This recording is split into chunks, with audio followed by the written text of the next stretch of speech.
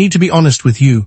Thousands of people have handled a 1937 wheat penny with no mint mark and spent it without a second thought, never realizing that one tiny detail could separate an ordinary 1-cent coin from a collector's prize.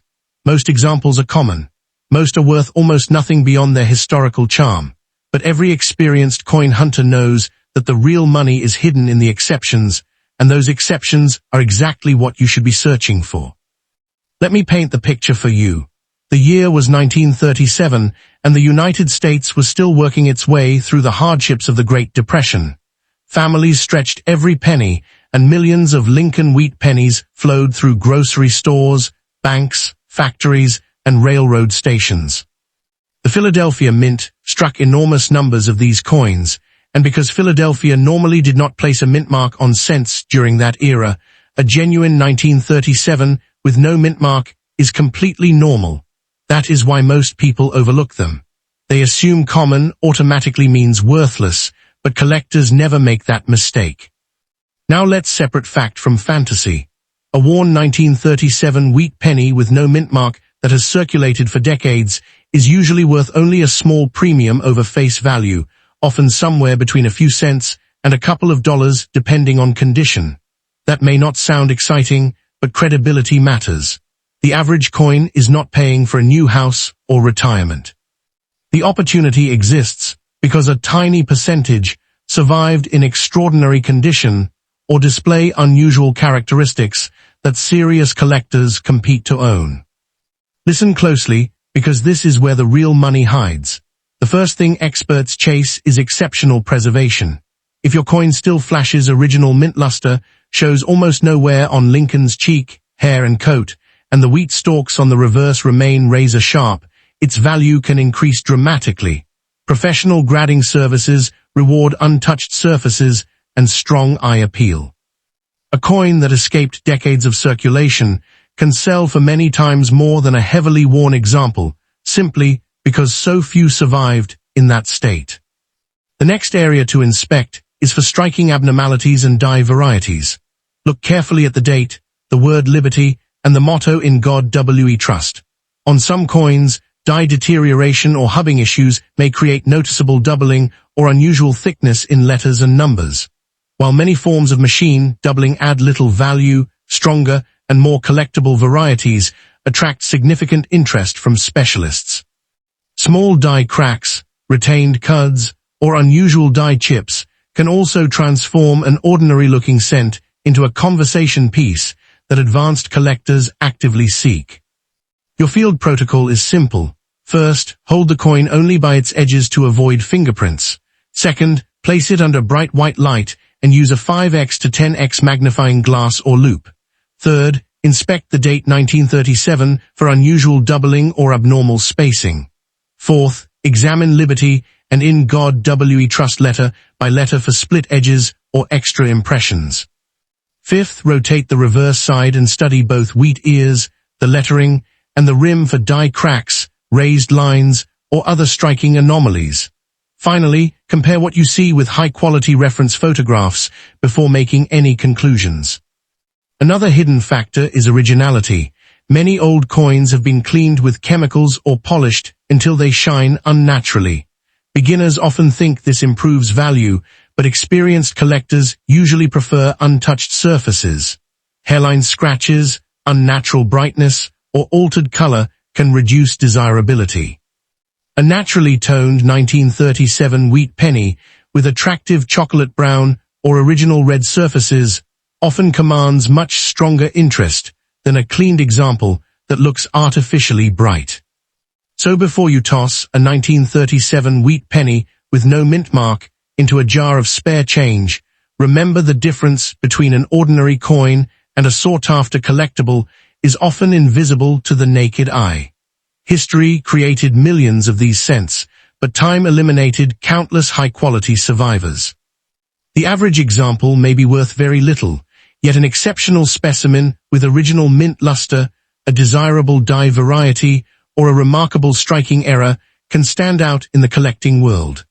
That is why experienced treasure hunters never judge an old penny by its face value alone. Next up, You might want to take a second look at that old 1942 wheat penny with the D mint mark before you toss it into a jar of spare change, because some collectors spend years searching for the right example, while thousands of ordinary coins pass through their hands unnoticed. I need to be honest with you, though. Most 1942 Denver wheat pennies are completely ordinary and worth only a few cents in heavily circulated condition. That's exactly why the valuable ones continue to hide in plain sight, mixed among pocket change and forgotten collections where almost nobody thinks to inspect them carefully. Let me paint the picture for you. The year 1942 was a period when the United States economy and manufacturing were rapidly changing, and the Denver Mint was producing enormous numbers of Lincoln wheat pennies to keep commerce moving. Millions were struck, making the average example extremely common today. If your coin is worn flat with scratches, corrosion, or heavy damage, collectors may only pay a small premium over face value. That reality is important because credibility matters. The fortune is never in the average coin. The fortune is hidden inside the unusual one. Listen closely, because this is where the real money hides. Specialists search for dramatic double die varieties where letters or numbers appear to have been impressed twice during the die creation process. Instead of clean lettering, you may notice extra thickness or a split appearance around the date or inscriptions. Another exciting possibility is a repunched D mint mark, created when the mint mark punch was applied more than once, leaving traces of an earlier position. These small details may look insignificant to the casual observer, but to advanced collectors, they can transform an ordinary penny into a highly desirable variety. Condition can be just as important as an era. Imagine two identical 1942 D wheat pennies. One has been carried through decades of circulation, leaving the wheat ears nearly flat and the portrait worn smooth. The other still displays original mint luster with bright surfaces and sharp details that appear almost untouched by time. The second coin may command dramatically stronger collector interest simply because so few examples survive in exceptional preservation. Sometimes rarity is not about how many were made, but about how many remain beautiful today. There is another category that serious collectors chase with incredible enthusiasm: striking mistakes. Off-center strikes, die cracks, die chips, clipped planchets, and broad strikes all tell a story about something unusual happening during production. A bold die crack running across the design or an impressive off-center strike can turn an overlooked coin into a conversation piece that stands apart from millions of normal examples. The larger and more dramatic the mint era, while still showing the date and mint mark, the greater the attention it often receives from specialists. Your field protocol is simple. Start with good lighting and place the coin on a stable surface. Use a magnifying glass or jeweler's loupe with at least 10 times magnification. First, inspect the date 1942 for any doubling or unusual thickness. Next, move directly to the D mint mark beneath the date and look for signs of repunching, extra outlines, or misplaced impressions. After that, examine the words Liberty and In God We Trust for split letters or abnormal shapes. Finally, rotate the coin slowly while checking the rim for clips, cracks, or striking abnormalities that are easy to miss at first glance. I need to be honest with you once again. Dirt and discoloration do not automatically mean rarity, and cleaning the coin can actually reduce its collector value. Many people scrub old pennies until they shine, believing they have improved them, only to destroy the original surfaces that collectors prefer. If you suspect your 1942 D wheat penny has an important variety or remains in exceptional condition, leave it exactly as you found it and compare it carefully with verified examples before making any decisions. The biggest treasure hunters know that success rarely comes from luck alone. It comes from patience, observation, and understanding the tiny details that everyone else ignores. A worn 1942 D wheat penny may be worth only a few cents, but the right variety, a significant mint error, or an outstanding uncirculated example can attract serious collector attention and potentially command far stronger prices than ordinary pieces. That is why every old wheat penny deserves a careful inspection before it disappears back into a jar of change. Next up, Most people would walk right past a 1951 wheat penny with no mint mark without giving it a second thought. They would spend it, drop it into a jar, or leave it forgotten in a drawer. But I need to be honest with you, that ordinary-looking coin could deserve a much closer inspection. While millions were produced, a tiny number display characteristics that collectors actively hunt for, and the difference between an everyday coin and a premium example can be astonishing. Let me paint the picture for you. The year 1951 was a period of rapid growth in the United States. Factories were busy, families were building new lives, and the demand for everyday coinage remained strong. The Philadelphia Mint struck enormous numbers of Lincoln wheat pennies that year, and because Philadelphia normally did not place a mint mark on cents at the time, a genuine 1951 example from that facility simply shows the date with no letter beneath it. That simple appearance causes many people to overlook it completely. Now comes the reality check. A heavily worn 1951 wheat penny with no mint mark is usually worth only a few cents, sometimes around 5 to 25 cents, depending on its condition and local demand. That fact is important because it separates realistic expectations from fantasy. Anyone promising that every 1951 penny is worth thousands of dollars is leaving out the most important part of the story. The real money is not hiding in every coin. It is hiding in the right coin. Listen closely, because this is where the real money hides. Collectors pay serious attention to examples that retain original mint luster, strong red color, sharp details, and surfaces free from major damage. A coin graded at the highest mint state levels can command dramatically higher prices than a circulated example because very few survive in exceptional condition. The difference between pocket change and a collector-grade coin often comes down to preservation rather than age alone. But condition is only one side of the equation. Specialists also search for striking abnormalities and die varieties.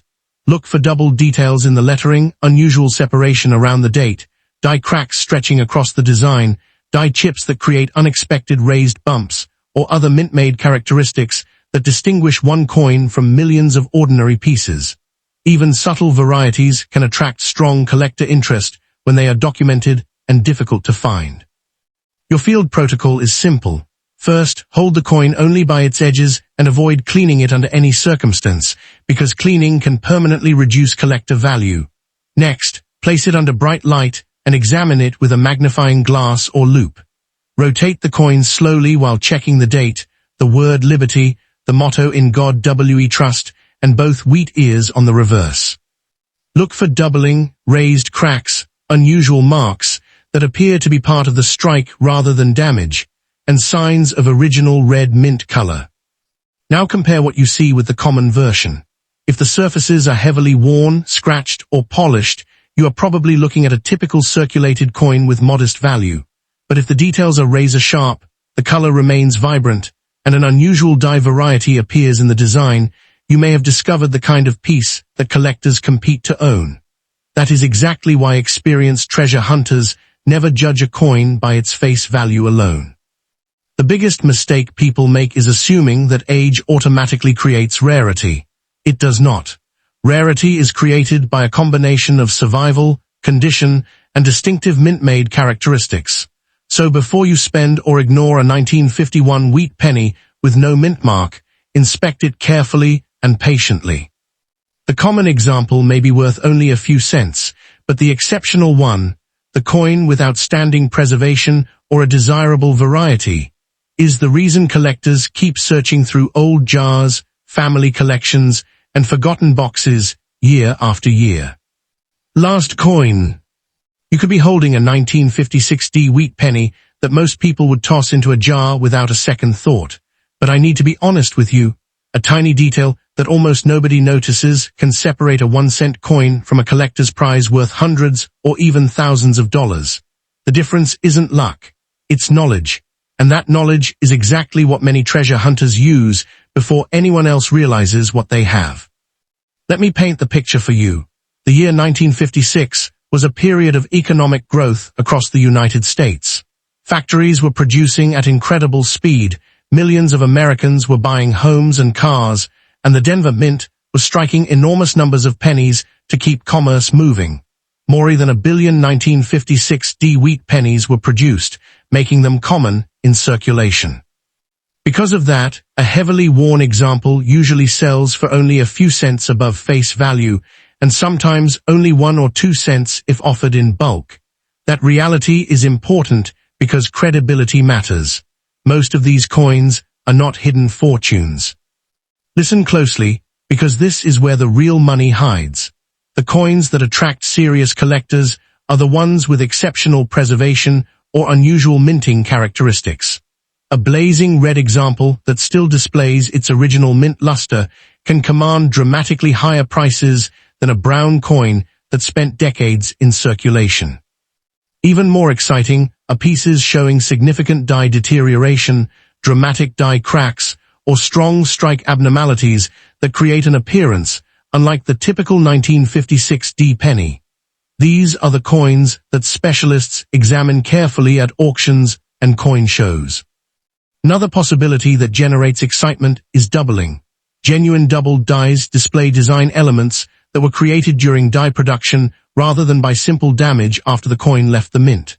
Strong separation in letters or numbers can attract substantial collector interest when verified. At the same time, machine doubling is far more common and generally carries little premium. Understanding that distinction prevents expensive mistakes and separates informed collectors from hopeful guessers. Your field protocol is simple. First, place the coin under bright white light instead of yellow room lighting. Second, use a quality 5x to 10x magnifying loupe. Third, inspect the date and the D-mint mark for unusual shapes or evidence of doubling. Fourth, study the words liberty and in God we trust for clear split lines rather than flat-looking distortion. Fifth, rotate the coin slowly to see whether original mint luster flows across the surface in a cartwheel effect. Finally, examine the edges and fields for die cracks or unusual raised lines that were created during striking rather than scratches made after circulation. I need to be honest with you again. Cleaning the coin is one of the fastest ways to destroy collector value. Many people believe polishing makes an old penny more valuable, but experienced buyers often reject cleaned examples or pay far less for them. Natural color, even if dark, is usually preferred over artificial shine. A coin that has remained untouched for decades often tells a more desirable story than one that looks freshly polished. Condition can completely rewrite the value equation. Two identical 1956 wheat pennies may have left the Denver Mint on the same day, yet one spent decades in pockets, while the other remained protected in a collection. The circulated coin might be worth only a small premium over face value, while the sharply struck, original red coin, with virtually no wear, can attract aggressive bidding from collectors trying to upgrade their sets. The smallest marks, spots, or fingerprints can influence the final price. So before you ignore another old wheat penny, remember this lesson. The common version is exactly that, common, but the hidden fortune version is defined by rarity, originality, outstanding preservation, or a genuine minting variety that survived unnoticed for decades.